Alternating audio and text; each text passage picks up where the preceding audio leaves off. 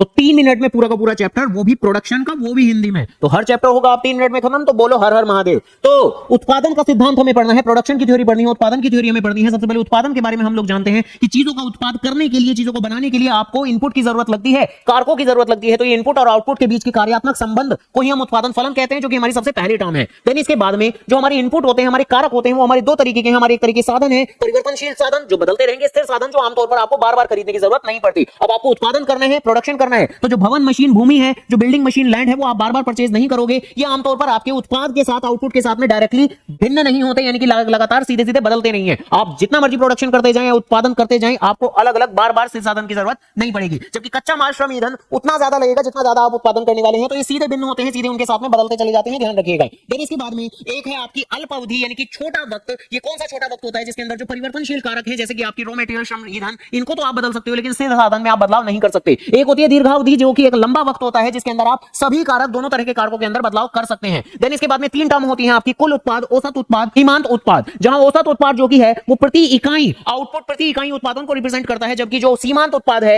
ये आपके उत्पाद में कितनी वृद्धि हो रही है, इस बात को संदर्भित करता है। अगर आप एक अधिक इकाई नियोजित करते हैं बिजनेस में, एक एक्स्ट्रा यूनिट लगा देते हैं बिजनेस के अंदर। जबकि कुल उत्पाद जो कि है वो एक सीमित अवधि के अंदर जितना भी आपने टोटल इनपुट लगाकर, जितना भी टोटल प्रोडक्शन किया है, उत्पादन किया है, उस बात को रिप्रेजेंट करता है आपका कुल उत्पाद। जब उसके बाद में इस चैप्टर का सबसे ज्यादा जरूरी कंटेंट, लॉ वेरिएबल प्रोपोर्शन, परिवर्तनशील अनुपात का नियम सबसे ज्यादा जरूरी है। घोल जाना है, पी जाना है, खा जाना है, सब कुछ करना है, ध्यान रखिएगा। जो आपके 3 चरणों में होता है, 3 फेजेस के अंदर होता है। सबसे पहले चरण के अंदर जो आपका सीमांत उत्पाद है वो आपका बढ़ता चला जाता है। बाद में फाइनली वो कभी ना कभी जाकर आपका ऋणात्मक यानी कि नेगेटिव हो जाएगा। बीच में वो आपका डिक्रीज तो होगा, लेकिन फिर भी सकारात्मक यानी पॉजिटिव रहने वाला है। उसी के हिसाब से आप एक अनुसूची यानी कि एक टेबल भी लेते हैं, ध्यान रखिएगा। जहां जैसे जैसे आप अपने वेरिएबल फैक्टर, दैट मीन परिवर्तनशील कारक को आप बढ़ाते चले जाते हो, तो आपका सीमांत उत्पाद शुरुआत में आपका बढ़ता है, बाद में गिरता है और फाइनली नेगेटिव हो जाता है, जिसको आप फेज फर्स्ट, चरण सेकंड और चरण थर्ड का नाम दे देते हैं। इसी के हिसाब से आप डायग्राम भी लेते हो। चरण फर्स्ट के अंदर आप अपने मार्जिनल प्रोडक्ट यानी कि सीमांत उत्पाद को बढ़ाते हो, बाद में सीमांत उत्पाद को गिराते तो हो, लेकिन नेगेटिव नहीं करते हो। और थर्ड फेज के अंदर, तीसरे चरण में फाइनली आप अपने सीमांत उत्पाद को जीरो,